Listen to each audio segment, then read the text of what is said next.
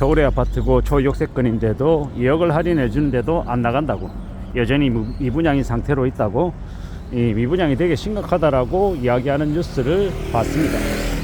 근데 실제로 2억까지 낮춰줬는데 왜 그렇게 안 나갈까요? 과연 사람들이 뭐 때문에 안 사려 하는 걸까요? 이 되게 당연하고 뻔한 얘기인데, 말도 안 되는 비싼 가격으로 올려놓고 2억 깎아줬다 한들 사람들이 여전히 지금 봐도 터무니없는 가격이라고 생각하고 안 사는 겁니다. 집값이 더 오를 것이기 때문에 그 정도 가격이어도 괜찮다 이렇게 생각하는 사람도 없고, 지금은 부동산에 관심을 가지는 이들은 되게 나이 어린 친구들, 30대 초반 중반, 사회생활 별로 안 해보고 세상 물정 잘 모르는 친구들이 부동산 카페에서 떠들어대는 얘기, 부동산 상승론자 뭐 이러면서 뭐 M2 통화량 얘기하고 금리 얘기하고 이러면서 여전히 올라갈 거다라고 이야기하며 그들을 부추기고 있는 겁니다. 근데 이제 지금 이제 30대 중반 후반이 맞벌이하고 그래도 경제력을 좀 갖추고 있는 그들이 지금 이제 그 연끌하라고 부추기는 것에 넘어가면 이제 마지막 후가 되는 거고, 넘어가지 않고 좀 견디면 나중에 그래도 이제 집을 낮은 가격에, 지금의 이 호가보다는 좀 현실화된 가격에 살 수 있는 기회를 맞이한다라고 저는 생각합니다. 저도 이제 기다리고 있거든요.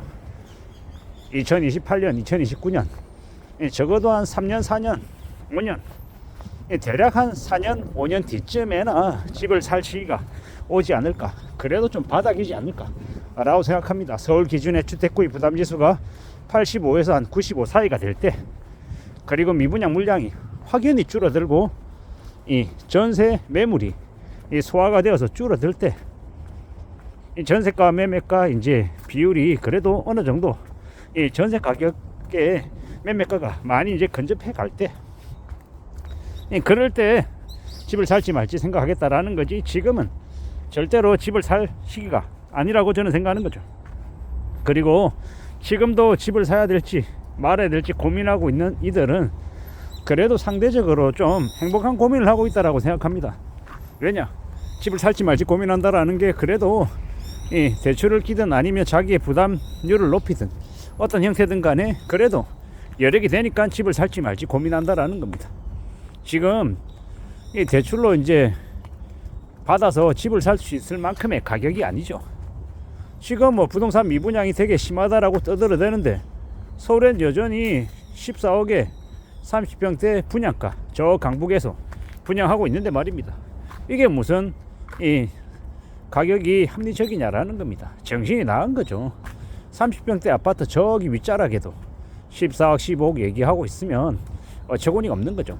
아무리 강남 3구라고 얘기해도 뭐 평당 억을 얘기하고 30평대가 28억이다 26억이다 24억이다 이걸 살 수 있는 사람이 몇이나 되냐라는 겁니다.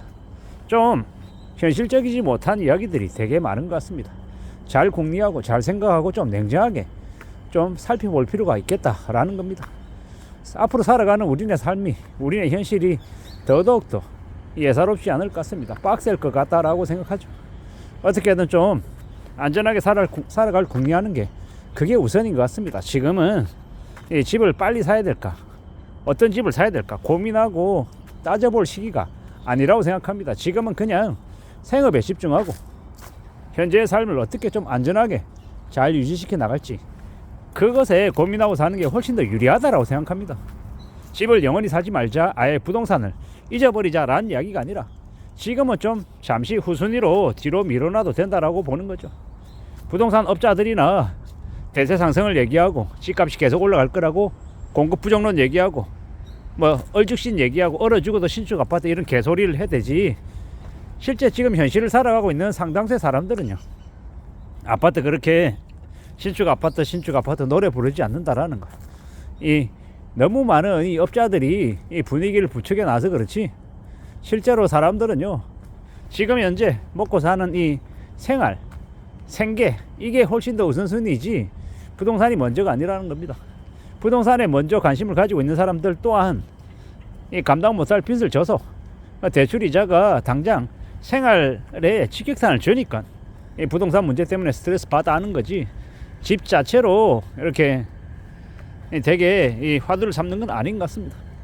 참 우리가 살아가는 지금의 시대 앞으로 어떻게 될까, 이 많은 걱정들, 많은 우려들을 제각각 하고 있는데요. 결국 이 거품이 잔뜩 끼어 있는 부동산은 그 거품이 빠질 수밖에 없다라고 저는 생각합니다. 연끌족들이 대거 많이 몰락하겠죠. 그 연끌족들을 다 이제 쓰러뜨리고 그들이 가진 걸 전부 다 빼앗고 난 다음에, 이 빚잔치하고 난 다음에, 그 다음에 또 다시 이 분위기를 또 띄우겠죠. 근데 그러한 시기가 최소한 4, 5년은 지나야 될 것 같다라고 보고 있습니다. 지금의 정부는 사실상 이 부동산 관련해 가지고 문재인 정부 그리고 윤석열 정부까지가 집값을 떠받들고 유지한 그 이제 마지막 시기가 아니었나라고 생각해 봅니다. 그 이후에는 다시 이제 하락 국면으로 들어간다라고 저는 조심스레 추정하는 거고요. 제 얘기가 틀릴 수도 있겠지만, 무엇보다 중요한 거는 자신이 감당할 수 있는 수준 안에서 빚을 내고 또 집을 사고 유지하는 거지, 집이 부동산이 뭐 주식도 아니고 샀다 팔았다가 순식간에 벌어질 수 있는 일이 아니죠. 흔히들 얘기합니다. 부동산은 사는 건 내 마음대로 사도 파는 건 내 마음대로 못 판다고요. 그 말이 딱 맞는 것 같습니다. 지금 이 감당 못할 집 때문에 스트레스 받아 하는 사람들이 생각보다 많습니다. 머리를 싸매고 있는 사람들이 적지 않다라는 겁니다. 그렇기 때문에 함부로 집을 사서 시세 차익을 왕창 보고 되게 부자가 될 거다, 이런 생각, 이런 기대는 안 하는 게 좋겠습니다. 그런 기대 때문에 현재를 너무 오랫동안 저당 잡히면요, 현재의 삶이 되게 우울할 수도 있겠다라는 겁니다. 아무쪼록 우리가 살아가는 시대, 이 신축 아파트 어쩌고 저쩌고 뭐 초역세권 얼죽신 이런 소리에 솔깃해하지 말고 내가 살아가고 있는 나의 일상, 나의 평소의 삶을 좀 어떻게 좀 잘 관리하고 유지할지 거기에 집중하는 게 좋을 것 같다라고 말씀을 드립니다.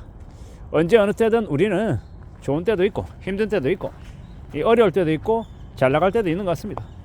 지금이 나의 어떤 시기에 속하는지 좀 잘 생각하고 현재의 삶을 잘 관리하고 유지하고 좀 안정적으로 지속해 나가는데 좀 힘을 모으는 게 좋을 것 같습니다. 우리가 영원히 젊을 것 같고 자기가 있는 자리에서 영원히 잘 나갈 것 같지만 이 몸이 늙고 노쇠해지고 이 쇠약해질 때도 오고 또 나의 자리를 내어줘야 할 때도 온다라는 거. 그래서 언제든 내 이름으로 내 혼자만의 힘으로 살아갈 때를 또 준비해야 됩니다. 그러기 위해서 지금 이 시간이 허락할 때 목돈도 모으고 저축도 하고 절약도 하고 살아야 된다고 생각합니다. 이상입니다.